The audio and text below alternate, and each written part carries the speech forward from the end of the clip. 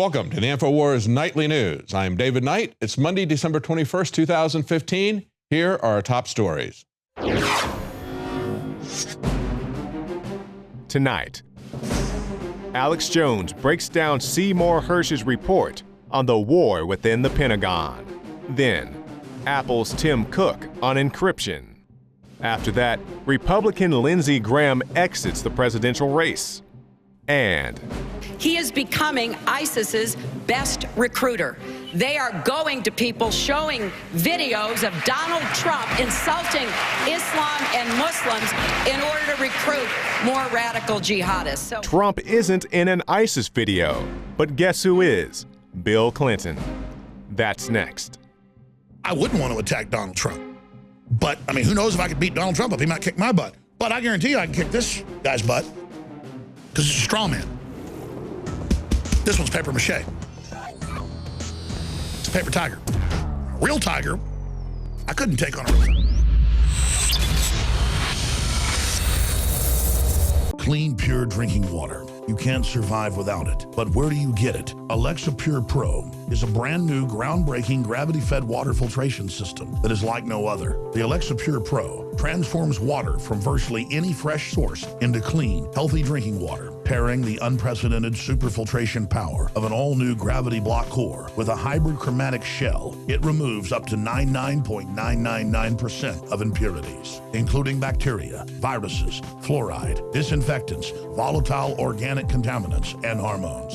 Filter capacity up to 5,000 gallons. Stainless steel construction, easy assembly, low maintenance. Replacement filters are simple to install. And now, as part of an exclusive limited time introductory offer, you can save $20 off the retail price and get free shipping. This is a limited time offer, so order your unit today and receive free shipping and $20 off. Go to InfoWarsStore.com or call 888-253-3139. Well, it's that time of year when we all look back and take stock of what's happened in the previous year. And of course, for Obama, he's looking not only at that, but what he's accomplished with his last 7 years. You know, he's had Obamacare. He's opened up the border to try to remake our country demographically. But just in the last year, the New York Times points out his list of goals and his checklist. They say as Obama checks off a list of his goals that he's met, a nervous nation dwells on terror. And they list some of his accomplishments just this last year. He's had a nuclear agreement with Iran, an international climate accord, and a 12-nation Pacific Trade Pact, which, of course, really hasn't passed yet. But the New York Times and all of us know that that's a done deal. And so now his New Year's resolution is going to be gun control. See, what the people are concerned about is terrorism, but they spin that and they redirect that into gun control, because that's the one thing that he wanted to get done in the 8 years that he hasn't done yet. He's going to do it with an executive order, and we're going to talk about that. But of course, what he's going to exploit is your fear. That's the way they get you to throw away your constitutional rights. And listen to what a Virginia Democrat senator said, Senator Tim Kaine. He said there was a moment where he should have said, okay, people are afraid. We understand that. We're going to look at the people that are coming into this country. But he didn't, okay? Instead, as I said, they pivot to white males with guns, as we've heard earlier today, and they pivot to gun control instead of border patrol. I want to play for you something that actually is kind of funny, but it makes an important point. There was an article up on the Daily Mail. What would happen if Donald Trump was an upper-class English aristocrat? They have a British comedian who overdubs his voice, says exactly the same thing. Now, I want you to listen to what he says without the New York accent and see if you can hear what he is saying. I'm a big believer in the Second Amendment. The bad guys will always have guns, Barbara. So Paris, boom, boom, boom. If you look at California, nobody had guns except the bad guys. If you have 3 or 4 people like me, I have the right to carry. I have a license to carry. Yeah. If you had people like me in that room, and somebody starts shooting, I guarantee you, we're going down shooting. You are carrying a gun now? No, not now. Ordinarily, do you carry a gun? A lot of the time, I have the right to carry. Isn't it interesting that when you hear it said in the voice of a British aristocrat, spoken differently, there's a lot of truth in what Donald Trump was saying. That's why he is resonating with people. People understand the real issue is not the fact that Americans have guns to protect themselves. The real issue are the open borders, not even attempting to vet the people that are coming in from countries that we have fomented unrest and war with. Now, there are some things, of course, about Donald Trump that we should be concerned about. We've talked about that here. I've mentioned multiple times the fact that Donald Trump talks about using a kind of Chinese-style censorship of the internet. And Rand Paul began the last debate talking about that. He says when Trump says we ought to close that internet thing, the question is, what does he mean by that? Should we do it like they do it in North Korea, like they do it in China? And so right after the debate, Sean Hannity got him on his program, and they talked a little bit about this, and they talked about the internet issues, but they also talked about what Donald Trump said when he said we should punish the families of those who are terrorists. So they explore that. What's really amazing, I think, is what Sean Hannity says. Listen to this. So I think when he says these outlandish things, someone needs to call him on it. So I was glad I did. Yeah. He says other things like, well, we should kill the terrorist families. So we're going to kill like their 2-year-old kids, their 4-year-old kids. And the thing is that to kill bystanders and non-combatants goes against what America stands for and goes against the Geneva Convention. There was an I'm not so sure if I agree with all the Geneva Conventions and whether or not other countries follow those rules. There's a separate debate. Isn't that amazing?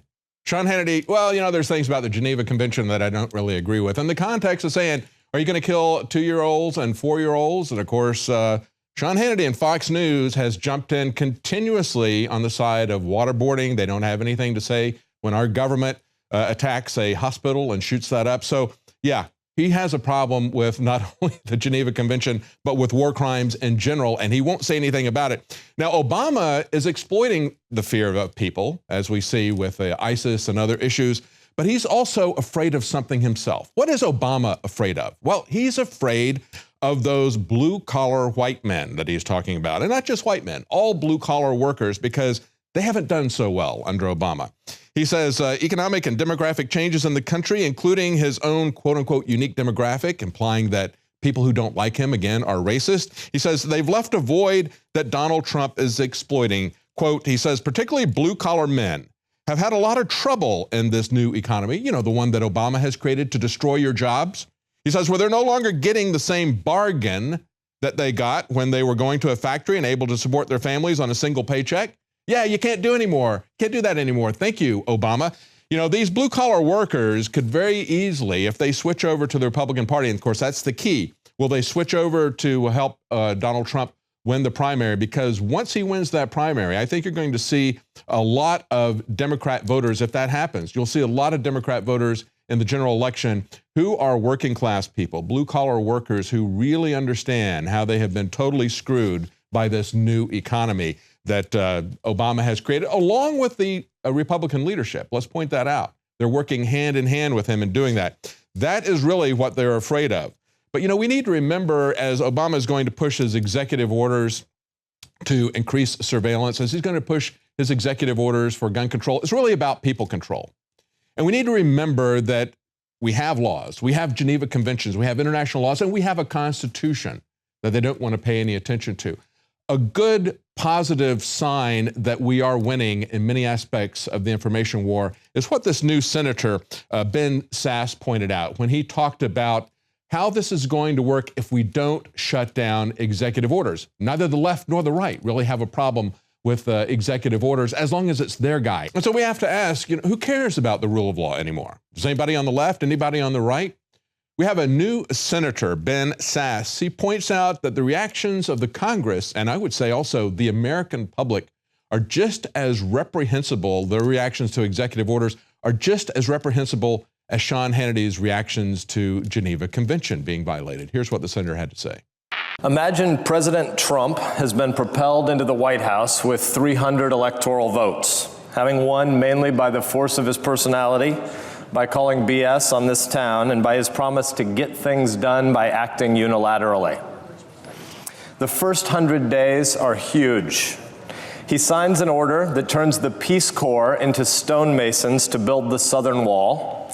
He shutters the Department of Education, and by executive order, he turns the Department of Interior into the classiest oil company the world has ever known. What happens next? Would those who've stayed silent about executive overreach over the last 7 years suddenly find religion? After years of legislative atrophy, would Congress spring into action and remember its supposed power of the purse? And what about Republicans? After having raged against a supposedly lawless president, would many suddenly find that they're actually okay with a strongman president so long as he's wearing the same colored jersey they are? And of course, Senator Sass is saying, do you understand that if you allow Obama to do this, then you may have a president down the road that you don't like, those of you on the left. And we need to understand also with the issues, if you're going to let him dictate by executive order gun control, understand that he or somebody else is going to dictate further NSA surveillance and spying and loss of your property and shutting down freedom of speech. And we don't know which party is going to do that. Maybe both of them will do that. You have to understand the principle. And of course, this is something, and we're going to talk about the Democrat debate later in the show with Leanne McAdoo, but this is something that, again, came up in this last debate with Hillary Clinton saying we need to have some kind of a Manhattan-like project to control the internet, to surveil people. This is a major push by the government. Even after the Ed Snowden leaks, they are still continuing to push for more of your information. So hopefully the people on the left are going to understand that we can't move this way by executive action, that we have to stand for individual rights. Now, one of the ways that this is happening, of course, we had Tim Cook from Apple, the Apple CEO, talked about this back in June. And he said at the time when he was talking to Epic, which is a foundation for honoring electronic privacy, he says, like many of you, we at Apple reject the idea that our customers should have to make trade-offs between privacy and security. We can and we must provide both in equal measure. We believe that people have a fundamental right to privacy. The American people demand it, the Constitution demands it, morality demands it. And I would point out also, his profits demand it.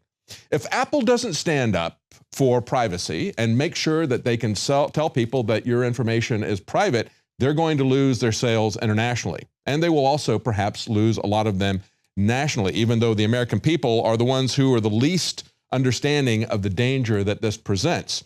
Now, he repeated these charges this last weekend on 60 Minutes, and he immediately got some pushback. And I want to talk to you about the pushback, but first let's talk about whether or not we can trust Apple on this. Remember, we had the leaks back in September of 2013, part of the Snowden leaks. This was put out by the German paper Der Spiegel. And they showed a series of slides that involved Apple at the time. And what they said, they showed the iPhone. They said, who would have thought back in 1984 that this would become Big Brother? And they show Steve Jobs holding up an iPhone, and that users would willingly pay for it, comparing them to zombies. And so what they're saying is that you are a zombie. You're willing to pay for your surveillance. You don't understand what it's about. You don't understand the implications of it, and you will pay for it. They don't even have to put the Big Brother box in there. You will buy that thing from Apple. And they put Apple at the very center of this. And they also think it's interesting to note that they referred to internet users as quote unquote adversaries. So whether or not Apple is providing backdoors to people, it is important for Tim Cook to say that they don't. And it is important for us to stand behind companies when they do stand up for our privacy. We need to understand that our individual rights are fundamental. Nevertheless, we have a Manhattan district attorney and a U.S. senator, one of the new senators, completely opposite from the new senator that I just talked about earlier. We have a Manhattan DA fires back after Apple CEO defends his stance on app encryption. And again, he said, if the government, this is Tim Cook saying, if the government lays a proper warrant on us today, then we will give the specific information requested because we have to by law. But in the case of encrypted information, we don't have anything to give. Now, why would he say that? This is fundamental for you to understand. Most of the government's surveillance is predicated on the idea that third-party providers like Apple or Google or others who handle your data, the phone companies, that once you turn over that information, once they get that information, those third-party people own that information and they can turn it over without a search warrant because it's their information. If they want to voluntarily give it, they can give it to you. It's not your information, even though they collected it on you, because somehow they're carrying it. So the way to get around this is through encryption, because he can give them the encrypted files, they can have a go at it, but they don't truly have your information except in an encrypted form. That's the only way we can get around this, as long as we've got a court that's going to maintain the legal fiction that when people create dossiers on you, that is something that is really owned by Apple or by Google or by AT&T. It's not. It's not. That's a legal fiction created by the Supreme Court to get around our Fourth Amendment protections. And we need to understand what that is. And we need to understand that when you've got law enforcement people saying things like the company implemented the measure so that it could no longer comply with the judicial search warrants that make the work possible. He says iPhones are now the first computer products in American history beyond the reach of lawful warrants. That's not true. He says the result is crimes will go unsolved. Victims are left beyond the protection of law. And he goes on to point out, and of course, he didn't say this, but a senator said, now we can expect that Apple, Google, and Facebook will become the preferred messaging services of child pornographers, drug traffickers, and terrorists alike. Because, of course, they're the only ones who want privacy, right? Is that right? If you want privacy, you are a terrorist, you are a drug dealer or something. We should ask why the government demands privacy so much. Why their security, their privacy, their confidentiality, their secrets are so important that they will trash all of our rights, all of our property. Maybe they are drug dealers. Maybe they are the terrorists, and we know, in fact, that they are. That is a sad thing. And it gets even sadder. We see that Ted Cruz, it was even implied in the debate that he should be investigated. That's the kind of McCarthyism that we see coming from Marco Rubio, somebody who pushes an unbridled, uncontrolled surveillance state. That's the kind of McCarthyism we're headed down with this kind of insane security state. Now, when we come back, we're going to have Alex Jones breaking down the most recent revelations from Seymour Hersh, backing up everything we have said about ISIS being a creation of the U.S. military.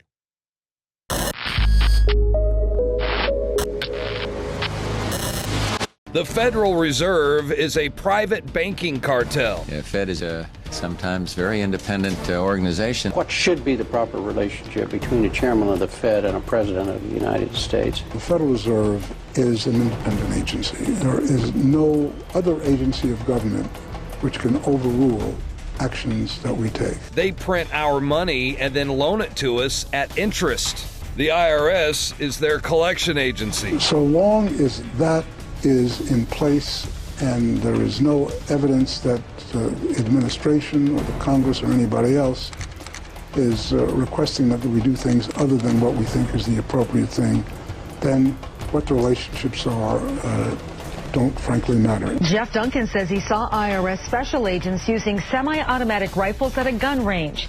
Now he wants answers to why the agency needs that type of firepower. Is this global governance at last? Is it one world, the central bankers in charge? Know your history, and you will know your enemy. Infowars.com. I'm not gonna sit here and take it anymore.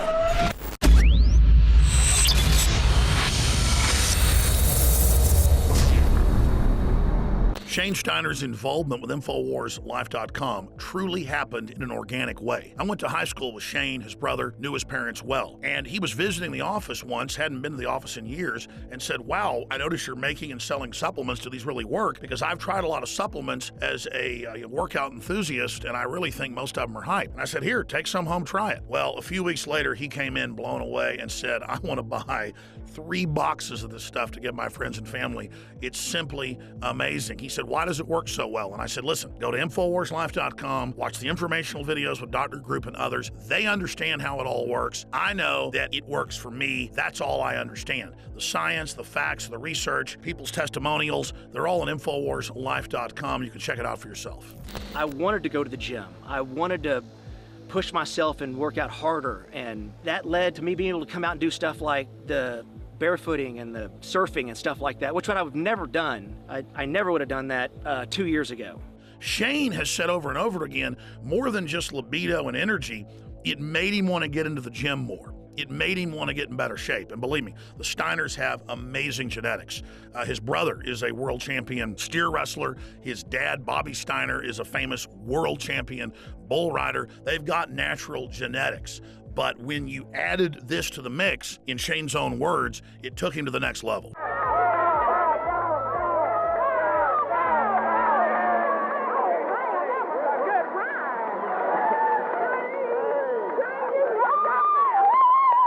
Shane noticed the mental clarity. Bobby was able to work out longer and gain muscle mass. He's already completely shredded. I gotta admit, for me, the biggest effect has been libido.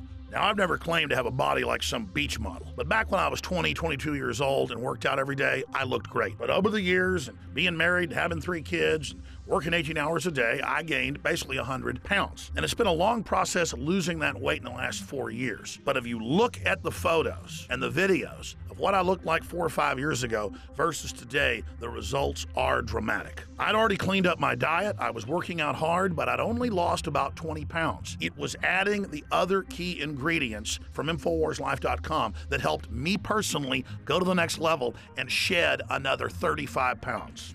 This has actually made me feel so good that here lately, about a year ago, I started training jiu-jitsu, and that kind of led to doing some boxing and kickboxing. I mean, it's amazing that 2 years ago, I was on the couch and couldn't even tie my shoes, and now I'm training with MMA fighters and just doing stuff that I never thought that I would be doing ever again. So Super Male Vitality has allowed me to do some amazing things, and if it has those kind of effects for me, I know that it will do great things for you.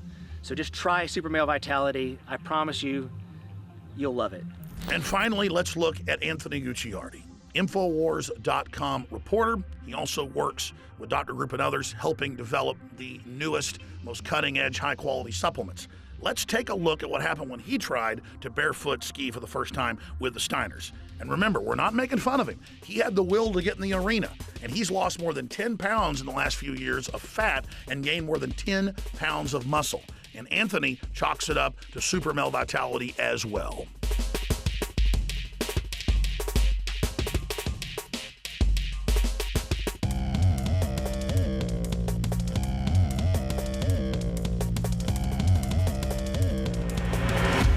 Bottom line, folks, you want to discover the power of Super Male Vitality and Super Female Vitality for yourself by visiting InfoWarsLife.com today or by calling toll-free 888-253-3139. Your agency was saying, quote, the Salafists, the Muslim Brotherhood, and Al-Qaeda in Iraq are the major forces driving the insurgency in Syria. Mm-hmm. In 2012, the US was helping coordinate arms transfers to those same groups. Why did you not stop that? It was a decision. I think it was a willful decision. A willful decision to go support an insurgency that had Salafists, Al-Qaeda, and Muslim Brotherhood. A willful decision to do what they're doing, which you'd have to really ask the president, what is it that he actually is doing? That was General Michael Flynn several months ago on Al Jazeera, talking about the fact that President Obama gave them orders to basically build up ISIS and Al-Qaeda, and that was the set policy.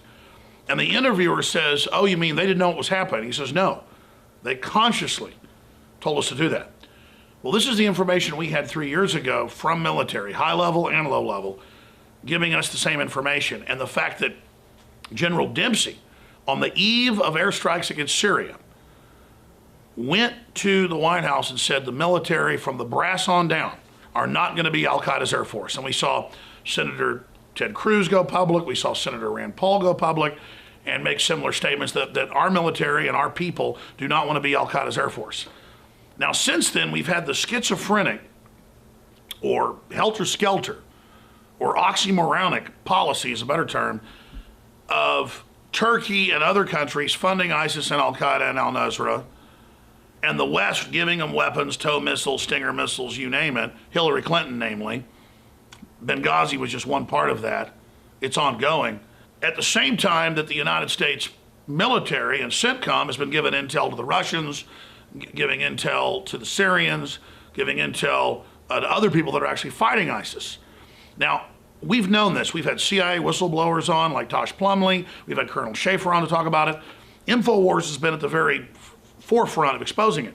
But now, in a review of Seymour Hersh, the two-time Pulitzer Prize-winning journalist, his new book, Military to Military, a London Review of Books, it's also in other publications like New Yorker, have excerpts of his new book interviewing other generals, as well as Flynn, breaking all this down. I mean, this is incredible. And mainstream media almost spins it like it's not a counter-coup happening with the military saying no to treason, arming Al-Qaeda and ISIS. But that's what it is. And so then the State Department separately, just as Tosh Plumlee exposed 3 years ago, has to use its import-export power to order weapons transfers that's even above the Pentagon and the CIA. the military may have its problems and certainly, aren't perfect, but they don't want to arm Al-Qaeda to murder every Christian group in Syria. They don't want to overthrow our allies, Egypt, and put the Muslim Brotherhood in that's Al-Qaeda-like. They understand this is directly against America's interest, and it's a war crime. And again, it doesn't even help our country or even our own elites. Why are they doing this? Well, the argument is if Assad's an enemy of the West, even though he tried to help us on 9/11 and other events, but still listed as terrorist, if he's a supposed enemy, take him down regardless. But you don't take him down and then put people in that are 50 times worse. So there's a major fight going on for the heart and soul of America. And I got to tell you, I'm always hearing this talk about let's have a military coup, let's stop the globalists that way. Military coups almost always turn out worse than what you already had. But with the situation in World War II in 1944, when the German high command knew that what Hitler was doing was going to destroy Germany, that they'd lose millions of more people, that the Soviets were going to occupy them, that the Russians were going to come in, they moved to eliminate Hitler. Now, I'm not saying anybody should go after Obama because he's just a puppet, but the neocon globalist groups that he represents and the Clintons and others are steering this country towards World War III, not just in Syria, but in Ukraine against Russia. They are a clear and present danger. And I can only liken what's happening to a soft Valkyrie or a soft counter coup. Because it's not a coup. We already have foreign globalist corporate hedge fund interest and their front people, who aren't even military, playing with stuff that could cause World War III very easily. And it's our own military that's usually pushing for war in the days of Curtis LeMay wanting nuclear war with the Russians and L.L. Emnitzer. Usually I'm like, let's have the statesmen hold back some of the war hawks at the Pentagon. It's the war hawks at the Pentagon, time and time again, quietly trying to stop what is leading, most analysts say, towards a larger confrontation with Russia that could easily lead to thermonuclear war. They called the Cold War World War III. So really, this is World War IV, a hot war that we're on the verge of. And World War I started in proxy wars. World War II started in that as well. We are going down a very, very dangerous path. But the good news is the globalists have gone too far. They've jumped the shark. I mean, it takes a lot of nerve. They've got to think we're really stupid to try to openly overthrow all these Middle Eastern countries, including our allies, create failed states in places like Libya and Syria, and then Hillary gets in the Democratic debates 2 weeks ago and says, oh, Libya and Syria are right where they're supposed to be, a failed state, breaking them up in pieces and then giving part of it to the radical Wahhabist out of Saudi Arabia. That is working with terrorists. That is opening the door to them.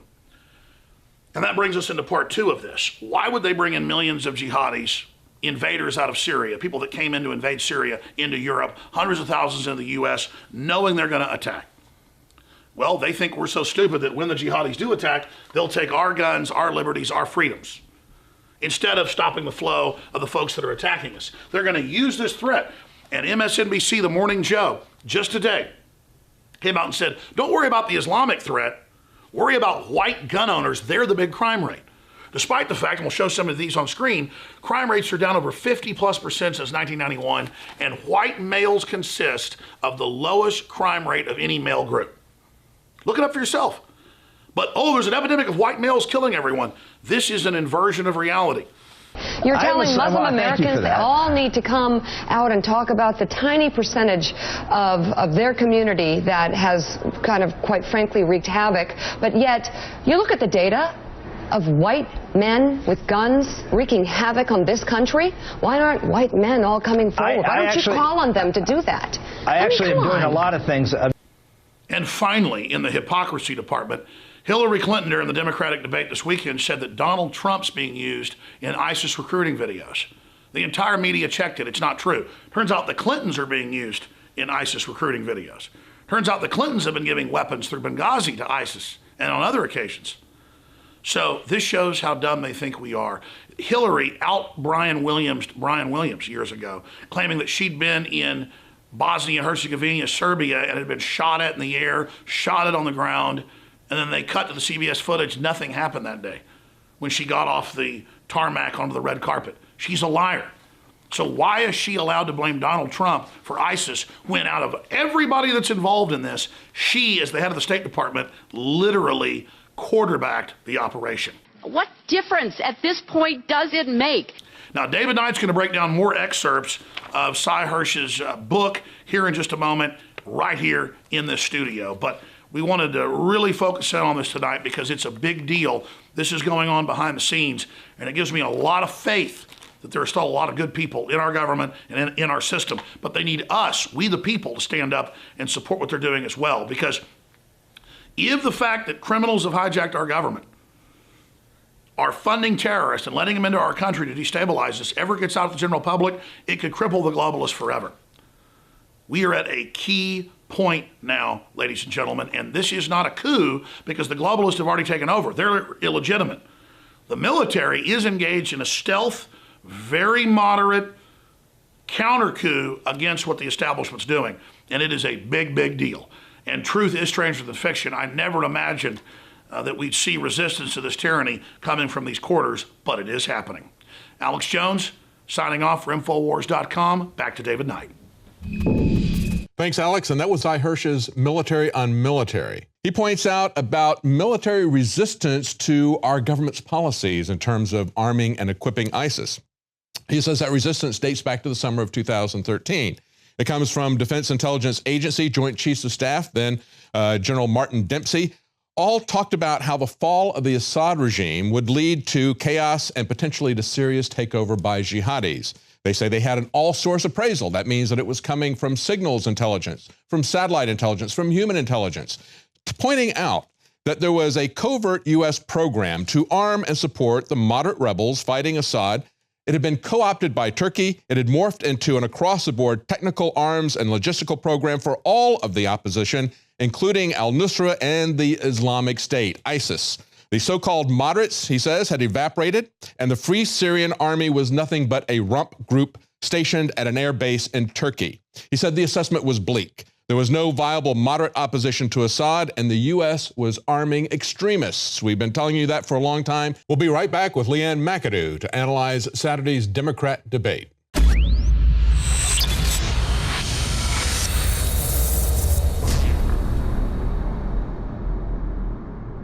You guys have the exclusive for, which is a product called Deep Cleanse. And why I'm so excited about it is it's a unique formula, almost like the iodine crystals. We have two unique products that nobody in the world has. One of the most amazing ingredients in the world, and it's called shilajit, and it's actually known as blood of the mountain or rock sweat because thousands of years ago, as a matter of fact, this ingredient was only given to the elite of the elite. Thousands of years ago, up in the Himalayan mountains and in Tibet. And we wanted to put this in stuff for a couple years, but we couldn't get an organic form. Right. I mean, so let's explain. I mean, this stuff's so good, we couldn't put it out for years. Right. So I had to actually, it's kind of like the iodine crystals, finding a source deep in the earth that we could get the cleanest source available. But in Tibet and in Nepal and in the Himalayan mountains, thousands of years ago, they watched these monkeys, and during the summer months, the monkeys would go up into the mountains. Now you're being racist against monkeys. And they would pick this black substance from the mountains. And so in Russia, they actually, it grows in Russia in the mountains and in the Himalayas and only in the summer. And shilajit is actually the decomposition of up to 7,000 different medicinal herbs. So it decomposes, all these different herbs decompose in the Himalayan mountains and the volcanic soil up there. And what happens in the summertime... So it's almost like an oil from... Yes, it's high in fulvic acid, it's high in humic acid. Because they're always claiming oil is really from decomposed animals and plants. There is some oil that is based from fossils, but most of it's really abiotic. But so this is a true fossil source? I mean, explain it to me. It is, it's really the decomposition, like I said, of over 7,000 different medicinal herbs and plants. And with the rocks and the pressure deep in the mountains, it freezes and during the summertime and the pressures build it up. It oozes out. It oozes out. So it literally oozes out of the mountain. It's like rock sap. It's like rock sap. It's black, and it's highly nutritious. Even in the 1980s, when the Olympic athletes in Russia were accused of being on steroids, they found out that they were actually been given shilajit because it works as an anabolic as well. and it builds muscles. It's a big dose in there. The second big main ingredient in there is a volcanic zeolite concentrate. And what this formula is designed to do, the shilajit and the zeolites have a real strong negative charge. All the metals and chemicals and PCBs and VOCs have positive charges. So these go in, they grab it, and then they safely eliminate it through the body so you can become healthy. I mean, this is an amazing formula. I wish I actually had it, but because this was an exclusive InfoWars Life product, you're the only one in the world that has this formula now. And you know, there is going to be a limited supply available when you sell out because you can only harvest this once a year. How do people take it? How is it recommended that this be done? Just a daily dose? Yeah, daily dose. The instructions are on the label. You know, of course, I kind of modify it for each individual. It depends on what your lifestyle is. I mean, honestly, the best thing to do is for you to avoid all these chemicals and toxins in your environment and try to identify them and start slowly reducing them. But personally, I'm going to probably take it every day, every other day, and I'll probably go with about a dropper full to maybe 2 dropper fulls. I don't expose myself to any chemicals. InfoWarsLife.com. Please also support our local AM and FM affiliates, support their local sponsors or become a sponsor, and spread the word. Because these aren't just great products. This is how we fund this independent operation. We're not taxpayer funded like MSNBC or NPR, and neither is your local station. So support them, folks. This is a war. Joining me in studio now is Leanne McAdoo. We're going to talk about the Democrat debate. You may or may not have realized that there was one on Saturday. Of course, Leanne, it was by design. Yeah. The very last Saturday before Christmas. And of course, there were, if you weren't out shopping, if you were watching ball games, you probably didn't know or care about this Democrat debate. That was by design. Mm-hmm. And of course, there was an article that came out talking about, and it was linked on the Drudge Report, Hillary Clinton and the awful risk of winning ugly. That's what they were talking about in this article. And they're not talking about the way she dressed, because I tweeted this out with this outfit that she had when she came back, because, you know, she took a bathroom break and then she comes back, she throws her hands up in the air like, so what? I was over a minute late coming back from break. And I said, you know, she's got a bold new look, kind of moving away from that pink polyester pantsuit look she had. This is kind of a cross between a burlap hijab and a Chairman Mao look, you know. But it's really the arrogance that's there, okay? And it's really the arrogance in the way that she's colluded with Debbie Wasserman Schill in terms of setting up the DNC as her own private organization. And this is something that I think could very easily fracture the Democrat Party. Bernie Sanders could and should run as a third party. He can run very comfortably with the Green Party. He's always declared himself as an independent socialist. He ought to run as a third party. Right. Well, and that's what I suggested as well. But, you know, if you didn't tune into the Democratic debate, you really didn't miss much because it was more of the same. These debates are an opportunity for the candidates to show how they're different. But it's just, it was another love fest where they're all just agreeing with each other and apologizing. And, oh, first, let me take this opportunity to say what a great First Lady Clinton was and how she just redesigned the whole role. And Bernie Sanders just totally laid down. I mean, it looked like things were going to be really hot. Right. On Friday, his campaign manager got up. He was visibly shaking. He was so angry because they had shut down their access to the voter information. Right. And that was key for the Sanders campaign. They've gotten a record number of individual contributors, breaking Barack Obama's record number of individual contributors. But of course, all she really needs are a few Wall Street brokers, a few military industrial complex people to just wipe out all of that. And it doesn't really matter what they do in the primaries and the caucuses because she's got the DNC tied up with the superdelegates. Right. And this was a great opportunity for Sanders to point that out.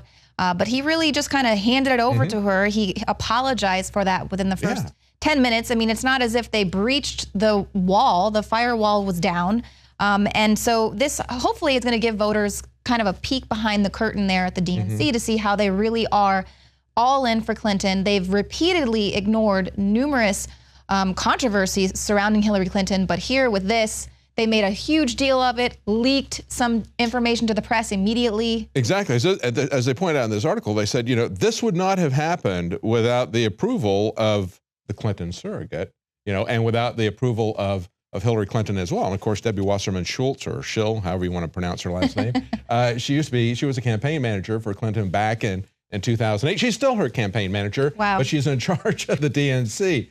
And it was absolutely amazing to me to watch him just roll over and die as he did when those Black Lives Matter people took over his stage. I mean, he has a legitimate right to stand there and say, look, you want a forum, I'm not cutting down on your freedom of speech, but I have set this time and place up. I have this opportunity here to talk to people. Do it somewhere else, you know, do it on your own time. But that's the key, and that's what they're talking about here. If she wants to ram this down, the sizable number of people who are supporting Bernie Sanders, if she wants to ram it down their throat, at the very least, they're not going to be enthusiastic Clinton voters.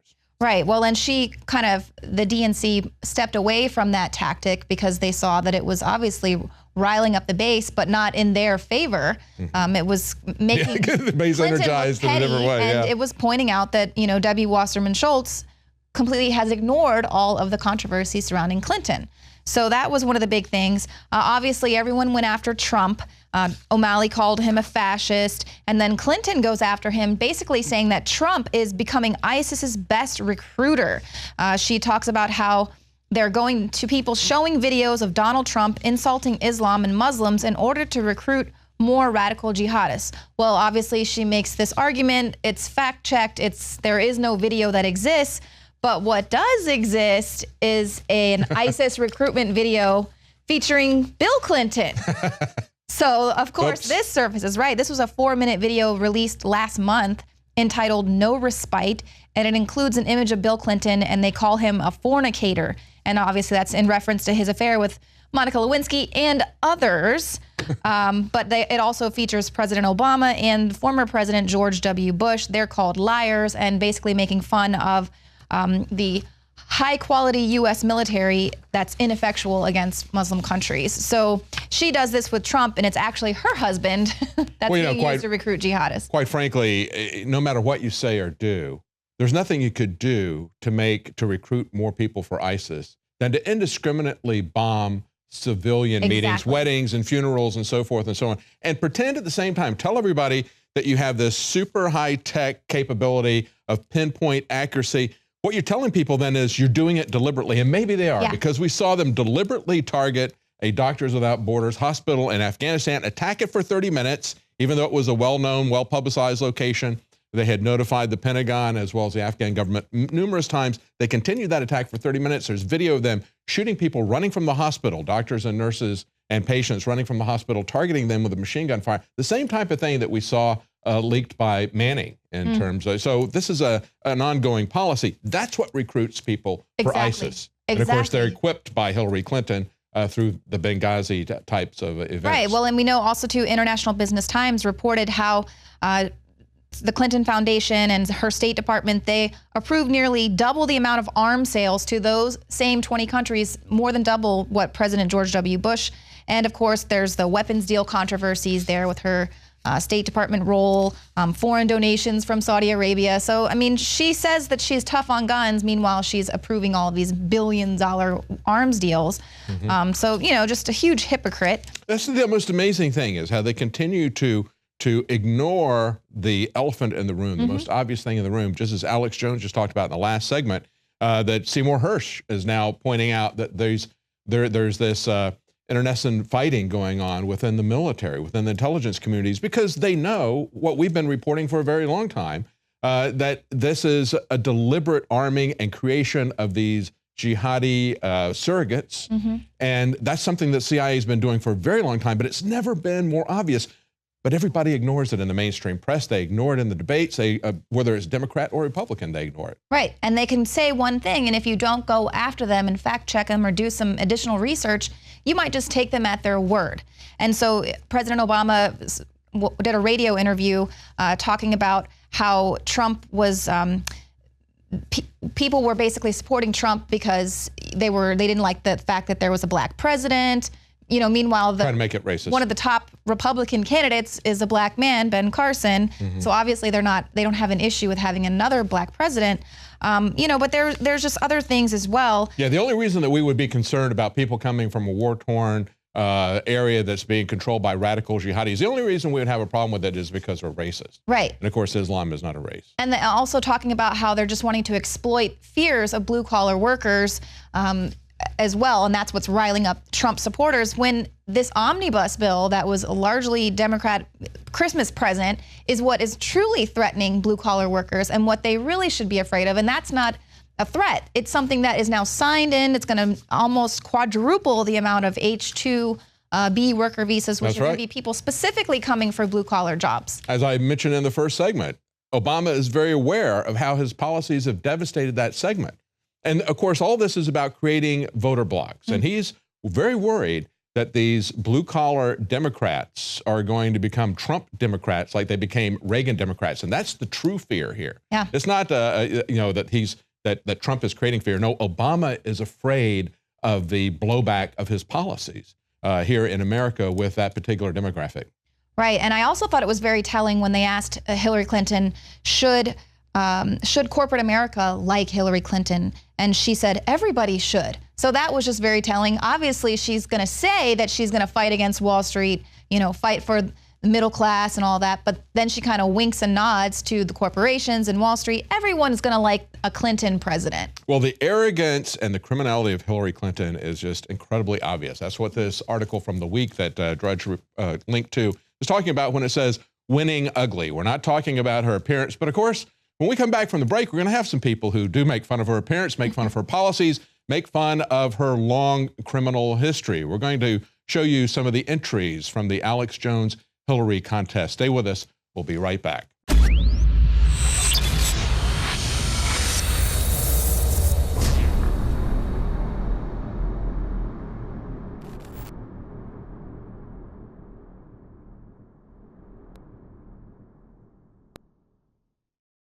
Brain Force is here.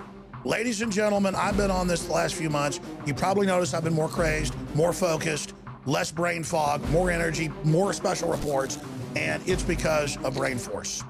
One of the worst things with most energy products is it's not sustainable, right? You're gonna crash, you're gonna feel really bad afterwards. This has a bunch of different antioxidants and compounds and polyphenols. Everybody's on these drugs to knock their brain out because the brain's so fried.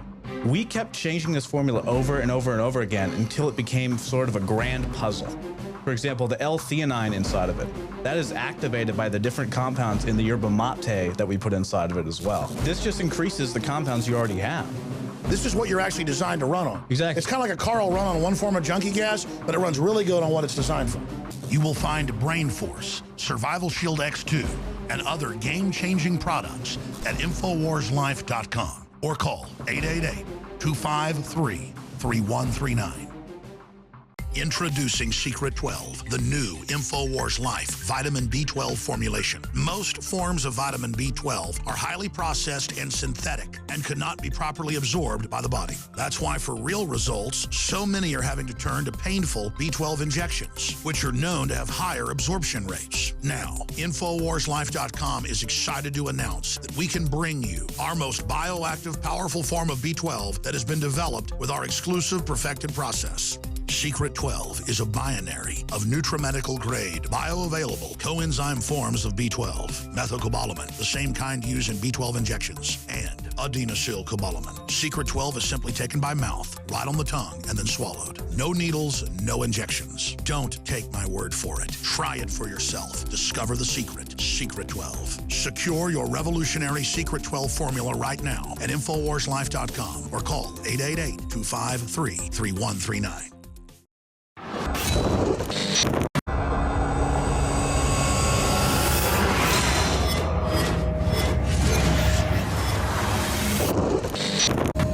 Back in April of 2015, 55 civil society organizations, security experts, and academics signed a letter opposing CISA. Then in October of 2015, the Senate passed the Cybersecurity Information Sharing Act by a vote of 74 to 21. That act quietly slipped its way into the government funding omnibus bill that was recently signed into law by President Obama. However, the CISA privacy provisions added to the omnibus stripped even more privacy protections than the October version. They took a bad bill and they made it worse, says Robin Green, policy counsel for the Open Technology Institute. Essentially, Warrantless searches of anyone's private information will be shared between third-party companies and a whole new host of federal agency portals, local police fusion centers, and as a side effect, foreign hackers. Wired reports, the earlier bill had only allowed that back-channel use of the data for law enforcement in cases of imminent threats, while the new bill requires just a specific threat, potentially allowing the search of the data for any specific terms regardless of timelines.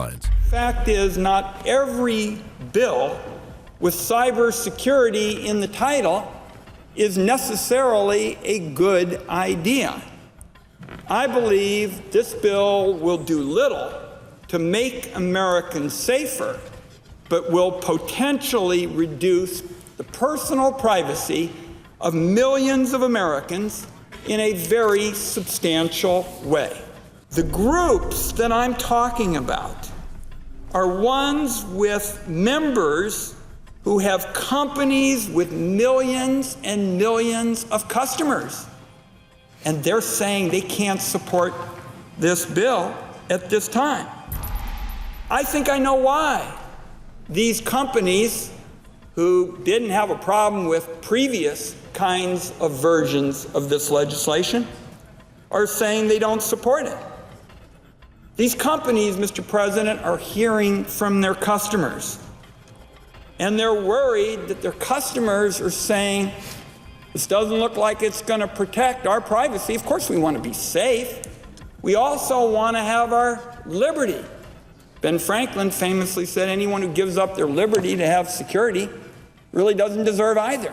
In 2013, declassified documents revealed that the NSA had been scooping up thousands of emails of citizens it wasn't allowed to target. Simply put, if the government has any concern, whether real or imagined, about John Q. Public, they can easily raid any and everything Mr. Public shares online, and there is nothing John Q. can do about it. Emails, financial information, political philosophy, all of this done in the name of the CIA's blockbuster fail, The Interview, after Americans were sold the propaganda that North Korea had hacked Hollywood. Americans are now surveilled from the skies, wiretapped through their cell phones. Energy usage is gathered by smart meters for the inevitable carbon taxation coming, and all personal documents and information are devoured online without Americans' consent. This makes the East German secret police, the Stasi, look like the Cub Scouts. Completely unconstitutional, completely un-American, and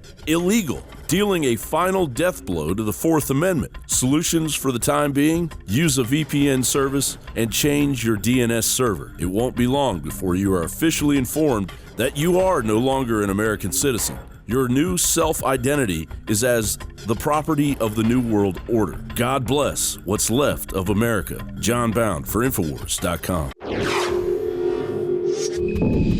Well, Hillary Clinton knows Saul Alinsky's rules for radicals. She wrote a thesis on it when she was in college. They kept that embargoed while Bill Clinton was running and while he was in the presidency. But number 6 was about ridicule. Ridicule is man's most potent weapon. And in that spirit, we have sponsored a contest to ridicule Hillary Clinton. It's such a target-rich environment. And tonight we have a lot of the entries. Of course, the deadline is tomorrow. And as we approach that deadline, the number of entries really accelerates. So we're going to give you a cross-section tonight of a lot of different styles. We've got computer animation, we've got claymation, we've got puppets, we've got stand-up comedy. So let's start with the very first one here, a computer animation by Phil Slaving. Hillary's attack on free speech. On George Washington and John Wayne all the way, and all you scum can go to hell. I'm never backing down. We're gonna beat your ass. You just get that through your stinking heads. So excited to be here, grateful for everything. Bottom feeding trash like you. And you're looking at her. Go to hell. And I'm just getting warmed up. You baby harvesting demon.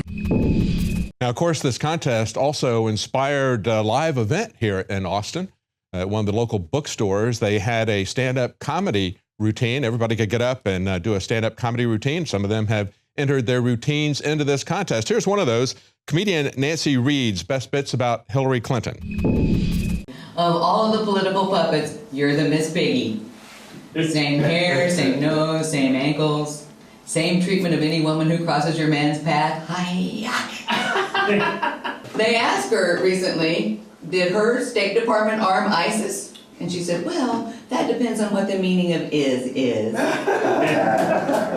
Oh, and the Clinton Foundation is helping Haiti. How sweet of them. Hillary's brother, Tony Rodham, got a contract, the first one in 50 years out of Haiti, to mine their gold at half the price, half the going rate. And he's paying the Haitian government. So this charity is literally a gold mine. It's an actual gold mine. She recently had the gall to say that all victims should be believed. Well, the world would like you to know, as your victims, that we are really done with your abuse of power, your abuse of public trust. We're done with it. One of the very brave journalists recently asked her if her husband's victims should be believed. And here's her quote. She said, well, I would say that everybody should be believed at first until they're disbelieved based on evidence. So based on evidence, you are unbelievable. You're unbelievable. You are so beyond belief. Now, if you remember back to one of our earlier contests, one that happened right after I began work here, it was the Paul Revere contest. In that contest, Tully Blackwood did a video that got about 900,000 views. It also got his YouTube channel shut down for several months, basically put that out of business. He took on Michael Moore. That may have had something to do with it. In that video, there was some time travel. There was a lot of costumes. Michael Moore got waterboarded with tea. Well, Tully Blackwood is back, and he has a claymation in the Hillary contest. Here's Tully Blackwood's take on SpongeBob SquarePants applied to Hillary Clinton. Are you ready, infidels? I can't hear you. Bill Clinton won't even touch me. He banged his employee, Monica Lewinsky. She erased all of her emails as fast as she wished. To cover up Benghazi, oh what a bitch. Presidential candidate in 2016. To continue a third term for Obama Supreme. Hillary Clinton square ass. Hillary Clinton square ass. Hillary Clinton square ass. Hillary Clinton square ass. Does it make? Allahu Akbar. And finally, we have a Muppet-style entry making fun of Hillary Clinton. This is by Can Newsroom. I'm Hillary Clinton, and I want to be your next ruler. President. I'm Hillary Clinton, and I'm a woman. Vote for me. I'm Hillary Clinton, and 9/11. 1, 2, 3, 4, 5, 6, I don't know. You got something on your face. Who said that? The camera guy. Oh, there you are. Hello, Steve TV here, filling in for Alex. Well, on today's show, we're joined by presidential hopeful Hillary Clinton. How are you, Miss Clinton? I'm doing fine now, Steve. But yesterday was Taco Tuesday, and this morning it sounded like I was under sniper fire in the bathroom. Interesting. You once claimed that when you and Bill left the White House, you were flat broke. Well, stay tuned because we're going to have a lot more entries. The deadline is tomorrow, so we haven't even gotten there yet. That's it for tonight's news. Thanks for joining us. We'll be here again tomorrow night at 7 Central, 8 p.m. Eastern for the InfoWars Nightly News. Knockout is back. If you want a product that has 10 known ingredients that naturally get your body to relax, your brain to relax, so you get deep, restful sleep, Knockout's it. InfoWarsLife.com. L-theanine, hops flower extract, lemon balm extract, valerian root extract, chamomile flower extract, L-tryptophan extract, melatonin, and more. All organic, all the natural sources. It's the same price as leading brands of melatonin that are 3 milligrams a piece. It has 3 milligrams, the standard recommended dose for an adult. It's got the GABA, So it would probably cost $50 to take all this as separate pills. It's $19.95. You take one or two of these, and it just is really clean, restful sleep is what the reviews are. It's what I've experienced. And it just synergistically puts everything in there. InfoWarsLife.com. That's InfoWarsLife.com. Or call 888-253-3139. You are watching the InfoWars Nightly News, which airs 7 p.m. Central at InfoWarsNews.com. And your support is helping us defend liberty worldwide.